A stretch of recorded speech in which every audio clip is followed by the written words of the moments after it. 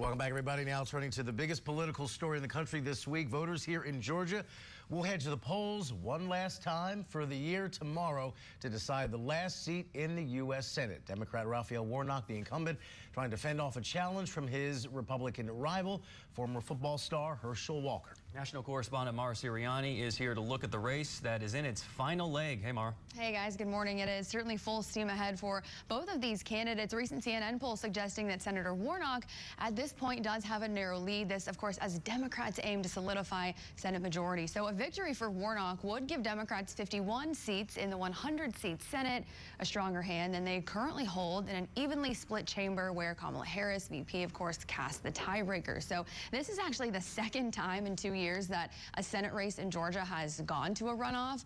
Over the weekend, we saw Senator Warnock focused on rallies and events in North Georgia, Athens, and Atlanta, telling his supporters, we can't let our foot off the gas, not even for a moment. His opponent, Herschel Walker, spoke at an event Sunday. He also appeared at a Mercedes-Benz Stadium that's here in Atlanta to take pictures with fans ahead of the Georgia game, telling his supporters he thought he was meant to play football, but that God now has another plan for him. And it's been a record-shattering turnout for early voting this past week. We had 1.8 million people heading to the polls early to cast those votes ahead of Election Day.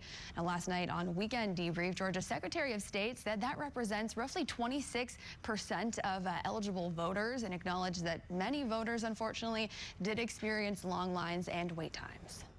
More Georgians prefer to vote early as opposed to on Election Day or with the no excuse absentee voting.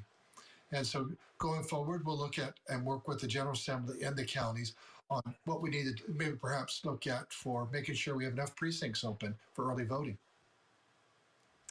And it was more trouble for one Georgia county lately. Cobb County elections officials are responding to yet another lawsuit surrounding absentee ballots. The Georgia State Election Board is now looking into allegations that the elections board there failed to send out more than 3,400 absentee ballots on time for, of course, this runoff election. Now, the investigation joins one that was already open in that county over the failure to mail absentee ballots requested for the general election. We also reported on that.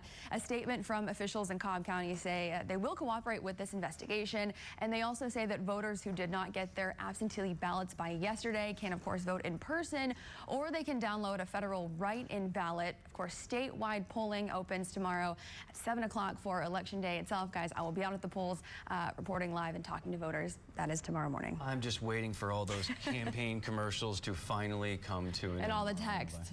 Yeah, too many. Stop reaching out. All right, Mara, thank you.